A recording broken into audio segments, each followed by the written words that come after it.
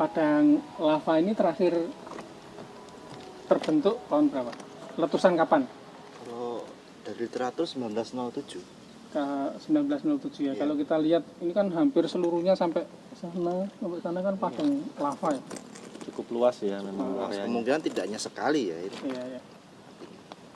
Tidak hanya pada periode 1907, Betul. periode-periode sebelumnya juga Sudah terjadi letusan. Nah, tipe letusan di sini kan berbeda dengan yang kalau Iya. kita sering amati di Merapi, tuh Pak. Iya, ini kayaknya lebih eksklusif ya. Tadi itu material. Ada dua di sini. Ada Memang dua? Mix ya, efusif juga, eksplosif juga. Hmm. Tahun 80 itu termasuk eksplosif karena Oke. dentumannya cukup keras. Terus kemudian material yang dimuntahkan juga cukup banyak. Di Pulau Ternate sendiri ketebalan abu bisa sampai 15 cm. 15 cm. 15 cm. Oh, tapi kan karena memang dia masih dalam area radius Iya. dari puncak gunungnya kan. Nah, kalau kita lihat material yang ada di sini misalnya, Hmm. kan ini tidak eksplosif. Kalau ini tidak, Yang, Iya, ini tahun efusif. Ini kan lelean ya, Lelean lava. lelean lava. Dan lava kontak dengan udara luar, Betul. ya, kemudian sebagian membeku. Kalau dilihat ini dari tahun 1907 ya, sampai sekarang kan berarti sudah hampir 100. 100 tahun lebih ya. Dan itu lahan yang di sini ya nggak bisa dimanfaatkan. Karena ini jadi padang lava. Mungkin kalau konteksnya dijadikan geoheritage atau Geopark Wisata. geopark terutama. ya, Geopark. itu sangat menarik. Sekaligus bisa memberikan edukasi proses karena vulkanisme. Betul. Di Ternate itu kan juga kompleks sebetulnya proses vulkanisme, tidak hanya letusan eksplosif dan Efusif. Efusif. efusif yang menghasilkan lava, tapi juga bentukan freatik mar, apa Iya, namanya ya, atau dan mar ya, Parasitik, erupsi parasitik. erupsi parasitik. Sehingga sebetulnya studi gunung api di Ternate dan sekitarnya itu menarik. Menarik, sangat menarik. Dan juga mungkin kalau terkait dengan material-material gini kita juga perlu mengetahui ini ya, bahasa lokal ya. Kadang kan kalau orang ditanya pernah ada material lava di sini nggak tahu, tapi misalnya batu angus atau mungkin batu hidup seperti itu. Di sini namanya batu angus, Batu angus. karena batunya hitam-hitam. Hitam-hitam. Kita terbakar. Bukan Seperti karena angus. kita digoreng terus lupa dibalik itu kan angus. Nah, iya. Kayaknya lupa ngangkat. Iya kan meleleh nggak ada yang bisa ngangkat Iya. kan jadinya angus. Jadinya angus. Ya. Ini kan referensi alam yang bagus. Betul. Apa namanya untuk studi geomorfologi misalnya. Ya, Dan geomorfologi, yang seperti ini, detail seperti ini dari citra satelit, kalau yang resolusi tinggi mungkin kelihatan Terlihat polanya berbeda. penampakannya ya. Iya. Pasti kan berbeda reliefnya dan polanya antara yang lava dengan yang pemukiman dan sawah dan seterusnya kan Pak. Iya.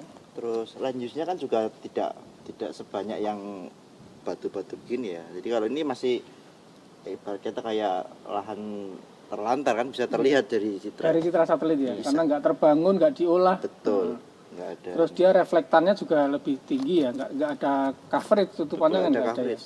Ya nggak seberapa lah ada Iya. tapi nggak. Kalau untuk rupa bumi Ternate sudah ada ya Pak Aris ya? Sudah ada kalau di Badan Informasi Geospasial rupa bumi seluruh Indonesia kan sudah tersedia ya 50.000 dan 25.000 pada beberapa tempat. Tapi ya kita memang akan mengerjakan yang 5.000 sampai 2024 harus selesai. Ya mari kita lanjutkan eksplorasi di tempat Ya, lain. yuk kita lanjut ke panas soalnya. Udah, kita sudah jadi orang angus. Malah ya. kita ikut jadi orang angus. Ini material lava dari gunung api Gamalama. Ya, Dan lava ini langsung sampai ke laut. dari puncak. Hmm. Kira-kira Lama-lama. 6 km ya? 6 Kurang sampai- lebih 6 km dari puncak lama-lama. Keluar material erupsi magma keluar, Ya, dia masih cair, Masih beku cair. di luar, kemudian dia distance hanya short distance 6 kilo masuk ke laut. masuk ke laut. Si- Sebagian masuk ke laut. Sebagian langsung masuk ke laut, dan ini sekarang kita melihat sisanya atau yang masih bisa dilihat material-material seperti ini ya nggak? Ya, Ini basa ya, lebih ke arah basa sebetulnya. Basa. Ya.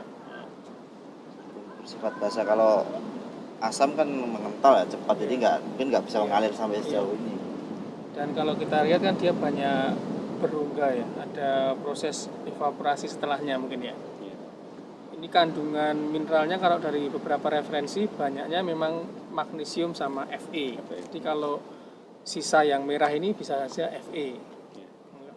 Dan beberapa kasus material gunung api yang masuk ke laut itu kan sudah banyak ya, apalagi di pulau kecil. Nah, untungnya kalau lava ini kan ketika masuk ke laut kan tidak serta-merta seperti menjatuhkan batu gitu kan. Iya. Jadi tidak ada kemungkinan jadi tsunami gelombang, di ya, lokasi gelombang. lain. Tapi kalau misalnya aliran piroklastik yang awan panas gitu kan bisa Ya. saja ada tsunami di Halmahera Barat ya, atau di persis. Hiwi gitu, seperti itu. Ya, ini menarik ya.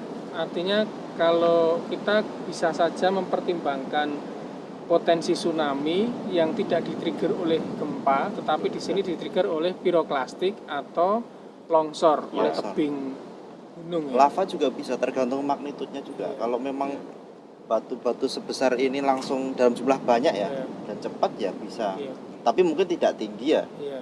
gelombangnya. Ya, Tapi tapi bisa jelas memicu. ya. Nah, sudah ada stasiun pengamatan kan gelombang Ya, itu kalau di kami di Badan Tempatnya, Informasi Geospasial mempunyai stasiun pengamatan pasang surut. Nah, Itu sebetulnya sangat membantu ya Membantu, untuk betul, bisa betul. mendeteksi itu. Di awal bisa terdeteksi. Iya.